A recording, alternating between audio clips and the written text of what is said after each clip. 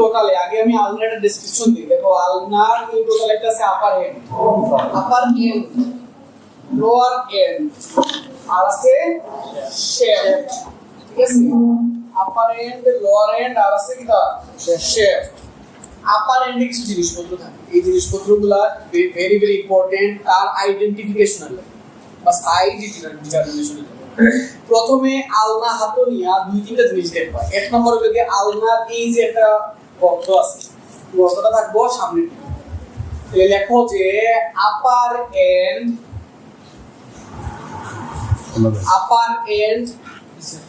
has trochlear notch, TROCH LEAR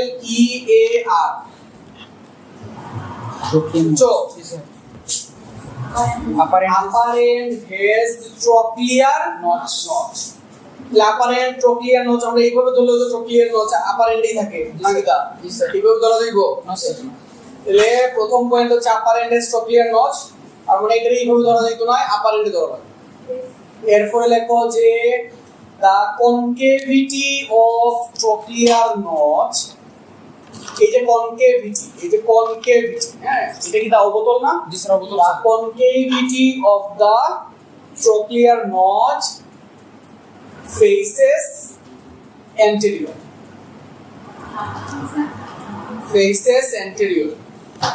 অথবা directed to anterior, মানে সামনের দিকে আছে। তাহলে ট্রোক্লিয়ার নচটা কোন দিকে? অ্যান্টেরিয়র, সামনের দিকে আছে। মনে থাকবে এটা? জি স্যার। এরপরে দুই নাম্বার পয়েন্ট হচ্ছে a thin medial border in the shaft, a thin border in the shaft, লেখো a thin border in the shaft। আসো তাড়াতাড়ি গো। দেখছো? জি স্যার। এই তাড়াতাড়ি গো।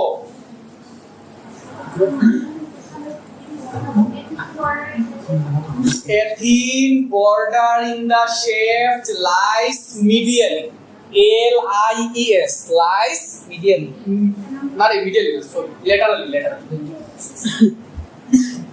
এই যে এটা হচ্ছে নট ল্যাটারাল, মানে স্যার যে পাশের দিকে দিতেছে এই যে দেখো আমি বলতে এটা হচ্ছে তোমার এটা রাইট সাইডেড আলনার একটা অ্যানাটমিক্যাল পজিশন। যখন আমি বলছি এইভাবে রাখলাম, তাহলে দেখো এটা ট্রোক্লিয়ার নচ আছে আপার এন্ডে এবং এটা সেন্টেরিয়রলি, বুঝতে পারছো? ট্রোক্লিয়ার নচ আছে কি তা আপার এন্ডে এবং এটা আছে কি অ্যান্টেরিয়রলি, এবং এইটার এই যে থিন একটা বর্ডার, এই পুরো আলনার শেফট যদি হাতাও তাহলে দেখবা এই একটা বর্ডারের সঙ্গে শার্প। ঠিক আছে, তাহলে এখানে থিন অথবা শার্প লেখো, যে থিন অথবা sharp border in the shaft lies medial, sorry laterally, তাহলে এটা হলো তোমার কিটা ল্যাটারালি। দেখছো নি? এই যে দেখো এটা যদি এইভাবে থাকে তাহলে এই যে থিন বর্ডার বা শার্প বর্ডার যেটা, এটা কোন দিকে আছে? বডির বাইরে আছে, ল্যাটারালি আছে। বুঝা গেছে? এগুলো 2 নাম্বার বা 3 নাম্বার পয়েন্ট। 4 নাম্বার পয়েন্টটা লেখো যে styloid process in the lower and.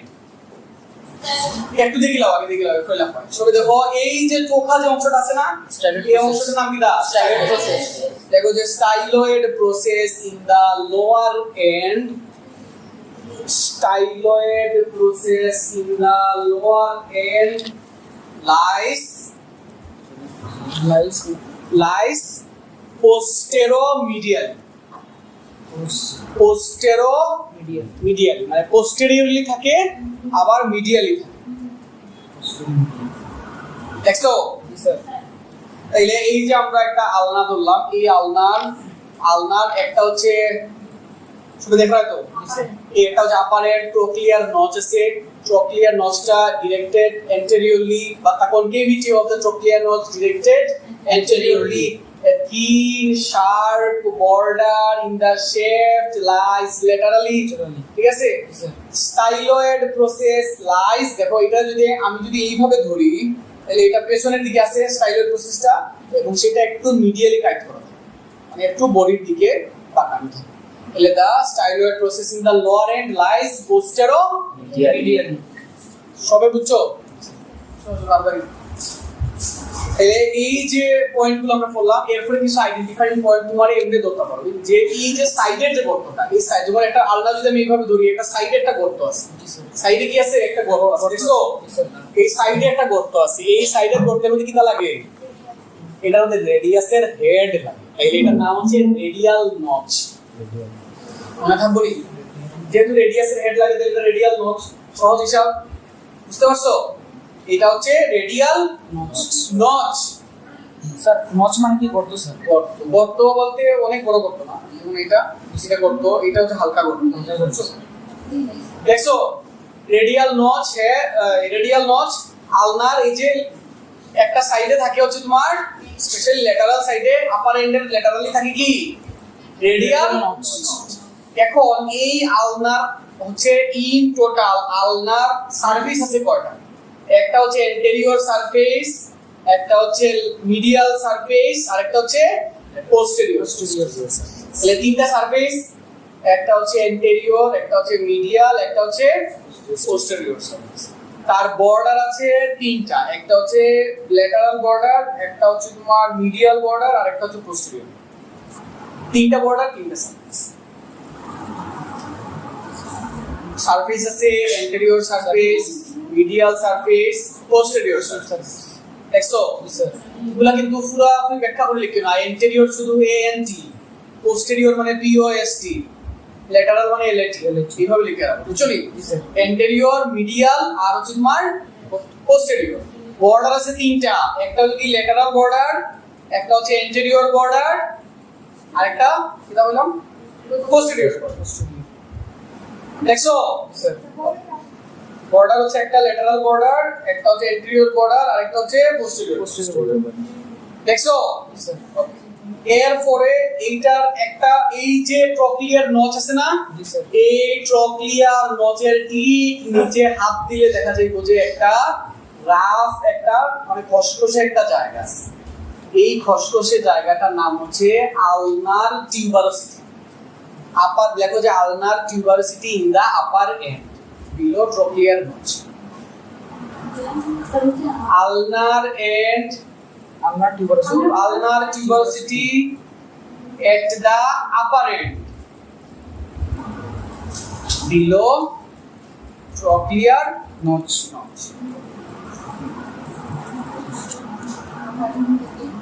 বুঝছো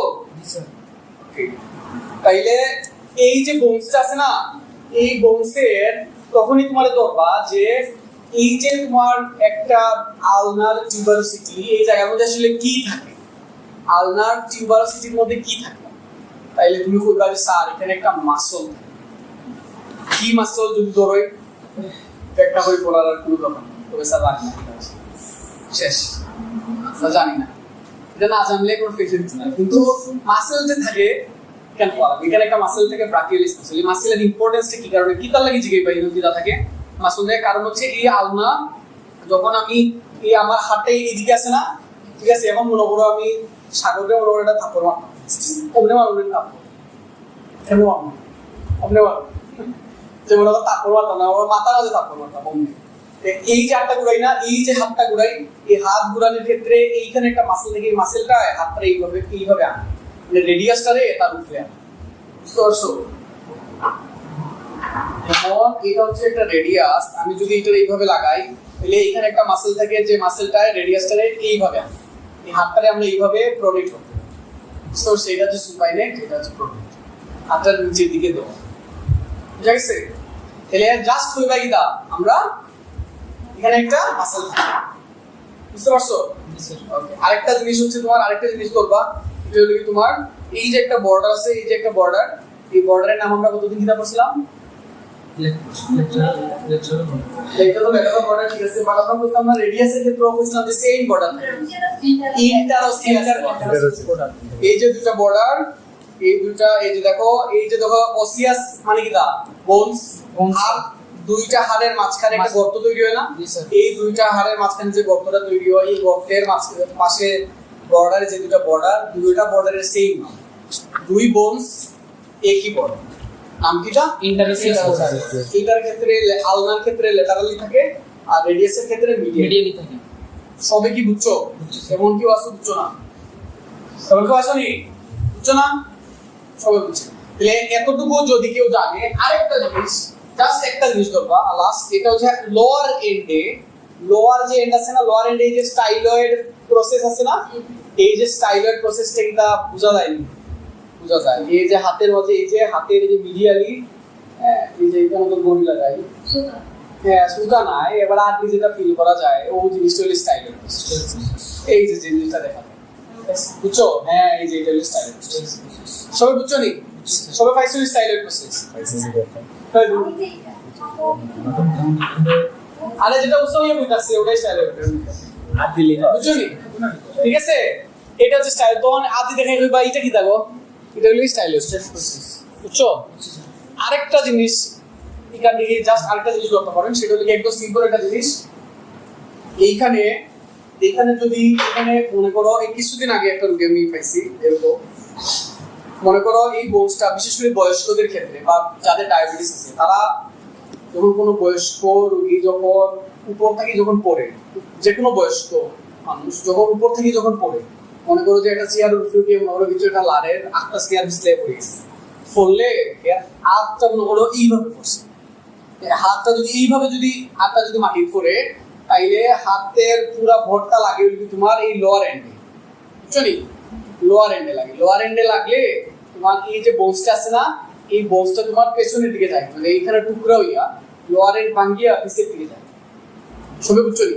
এক কথায় সহজভাবে মনে রাখো, যদি হাত থেকে যদি বয়স্ক মানুষ যদি এইভাবে উপরে যদি পড়ে, তাহলে তার লোয়ার এন্ড ভাঙে। কি ভাঙে? লোয়ার এন্ড ভাঙে। এই যে ভাঙা, এই ভাঙাটারে হয় Colles fracture, C O double L E S, C O double L E S, Colles fracture, Colles fracture.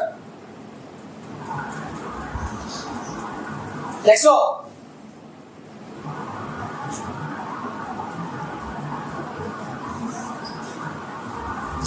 দেখছো নি? দয়া করে এই কথাটা মাথাতে রাখবে।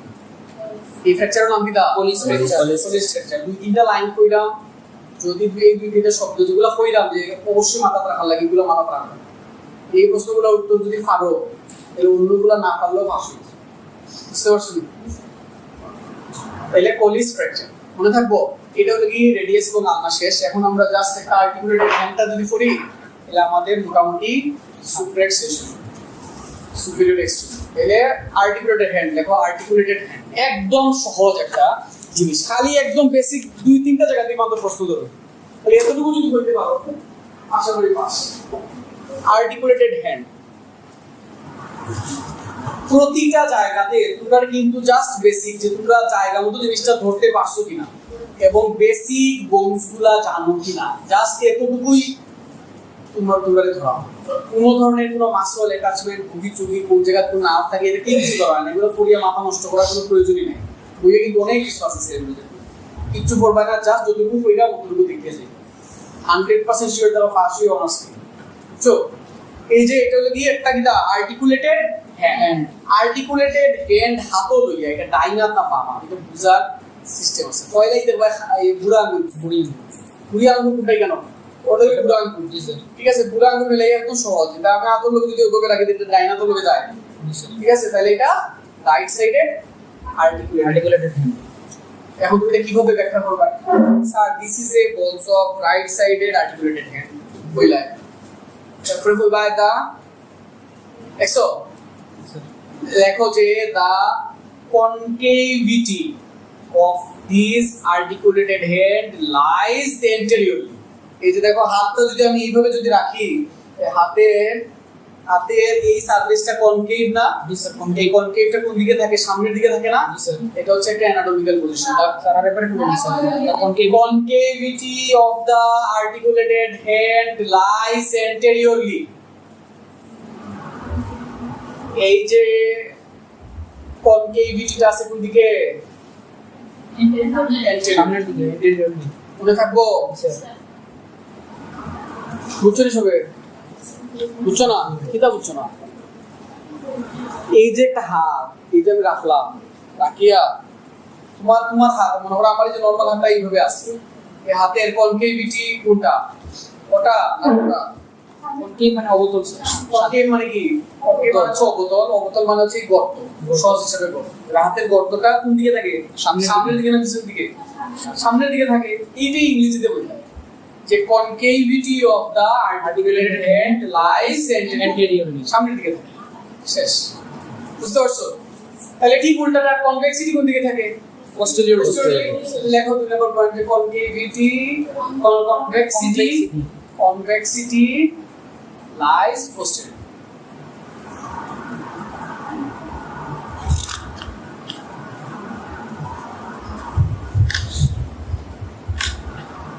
So, convexity lies posteriorly। আচ্ছা, এরপরে লেখো যে কার্পাল বোন, এই যে বোনসগুলো আছে না, এই বোনসগুলা কার্পাল বোন লাইস প্রক্সিমালি। কার্পাল বোন কোন দিকে থাকে? বডির দিকে থাকে, দিকে। কার্পাল বোন আমি যদি বোনসটা এইভাবে উল্টাইয়া ধরি, মনে করে এই যে এইভাবে ধরলাম উল্টাইয়া, তাইলে কার্পাল বোনসটা কোন দিকে গেল? কার্পাল বোনসটা নিচের দিকে গেল কি? তাহলে আসলে কি এইভাবে থাকে? এইভাবে থাকে না, কার্পাল বোনসটা থাকে হচ্ছে তোমার এইভাবে। তাহলে আমরা বললাম কার্পাল বোন লাইস প্রক্সিমালি, বডির দিকে থাকে, উপরের দিকে থাকে। কার্পাল বোন লাইস প্রক্সিমালি এন্ড ফ্যালাংস লাইস ডিস্টালি। ফ্যালাংসটা বডিতে কি দূরে থাকে। প্রক্সিমাল ডিস্টাল তো মনে আছে? প্রক্সিমাল মানে কি? দূরবর্তী, বডির দিকে। আর ডিস্টাল মানে বডিতে কি দূরে। তাইলে প্রক্সিমালি মানে হচ্ছে তোমার কার্পাল বোনস প্রক্সিমালি থাকে, আর ফ্যালাংস গুলা থাকে হচ্ছে তোমার ডিস্টালি। মনে থাকবো? ওকে, এই কয়েকটা জিনিস দয়া করে মাথায় রাখিও। আচ্ছা, আর এইখান থেকে আরো কয়েকটা জিনিস ধরতে পারে। প্রথমেই ধরবো যে কার্পাল বোনস যেগুলো আছে না, কার্পাল বোনস 8টার নাম ধরতে হবে। এটার একটা সূত্র পড়াইছিলাম, মনে আছে? She looks too pretty to get her. She looks too pretty, Try to get her. try to catch her। এবং